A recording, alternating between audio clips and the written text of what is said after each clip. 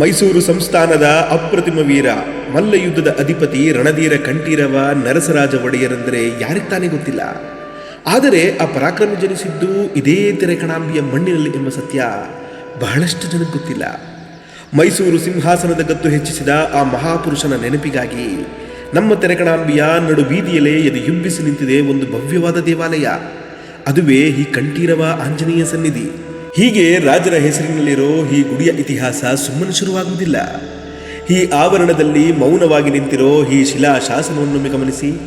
ಇದು ಕೇವಲ ಕಲ್ಲಲ್ಲ, ಎರಡು ಮಹಾನ್ ಸಾಮ್ರಾಜ್ಯಗಳ ಅಳಿಸಲಾಗದ ಕೊಂಡಿ. ಶಾಲಿವಾಹನ ಶಕ 1562ರ ಈ ದಾಖಲೆಯಲ್ಲಿ ವಿಜಯನಗರದ ಸಾರ್ವಭೌಮರಾದ ಶ್ರೀ ವೀರ ಪ್ರತಾಪ ವೀರ ವೆಂಕಟಪತಿ ದೇವ ಮಹಾರಾಯರ ಆಜ್ಞೆಯಂತೆ ಅಂದಿನ ಮೈಸೂರು ಅಧಿಪತಿ ರಣಧೀರ ಕಂಠೀರವರ ಕಾಲದಲ್ಲಿ ಈ ಧರ್ಮ ಕಾರ್ಯ ನಡೆದಿದೆ ಎಂದು ಅಚ್ಚಾಗಿದೆ. ಅಂದು ವಿಜಯನಗರದ ನೆರಳಿನಲ್ಲಿ ಮೈಸೂರು ಸಂಸ್ಥಾನ ಬೆಳಗುತ್ತಿದ್ದ ಆ ರೋಚಕ ಕಾಲದ ಜೀವಂತ ಸಾಕ್ಷಿ ಇದು. ಇಂತಹ ಸಾಮ್ರಾಜ್ಯಗಳ ಬೆಂಬಲವಿದ್ದ ಈ ಗುಡಿಯ ನಿರ್ಮಾಣದ ಹಿಂದೆ ಇದೇ ಮಣ್ಣಿನ ಭಕ್ತ ಕೆಂಪನರಸಿಂಹ ಶೆಟ್ಟರ ಪುತ್ರ ನಾರಸಿಂಹ ಶೆಟ್ಟರ ಅನನ್ಯ ಶ್ರದ್ಧೆ ಇದೆ. ಇಲ್ಲಿ ಒಂದು ಅಚ್ಚರಿಯ ವಿಷಯವಿದೆ ನೋಡಿ. ರಣಧೀರ ಕಂಠೀರವರು ಜನಿಸಿದ್ದು ನರಸಿಂಹ ಜಯಂತಿಯ ಶುಭ ದಿನದಂದು. ಬಹುಶಃ ಆ ಕಾರಣಕ್ಕಾಗಿಯೇ ಇರಬೇಕು. ಈ ಮುಖಮಂಟಪಕ್ಕೆ ಕಾಲಿಡುತ್ತಿದ್ದಂತೆ ನರಸಿಂಹಸ್ವಾಮಿಯ ವಿವಿಧ ಭಂಗಿಯ ಅದ್ಭುತ ಕೆತ್ತನೆಗಳು ನಮ್ಮನ್ನು ಸ್ವಾಗತಿಸ್ತವೆ.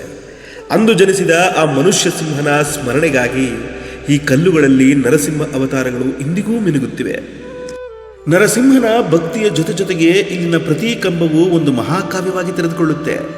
ವಿಷ್ಣುವಿನ ಭವ್ಯ ದಶಾವತಾರಗಳು, ಸುಂದರ ಗಣಪತಿಯ ಕೆತ್ತನೆಗಳ ನಡುವೆ ನಿಮ್ಮ ಕಣ್ಣುಗಳನ್ನು ಮೇಲಕ್ಕೆ ಹಾಯಿಸಿದರೆ ಅಲ್ಲಿ ರಾಮಾಯಣವೇ ಅನಾವರಣಗೊಳ್ಳುತ್ತೆ.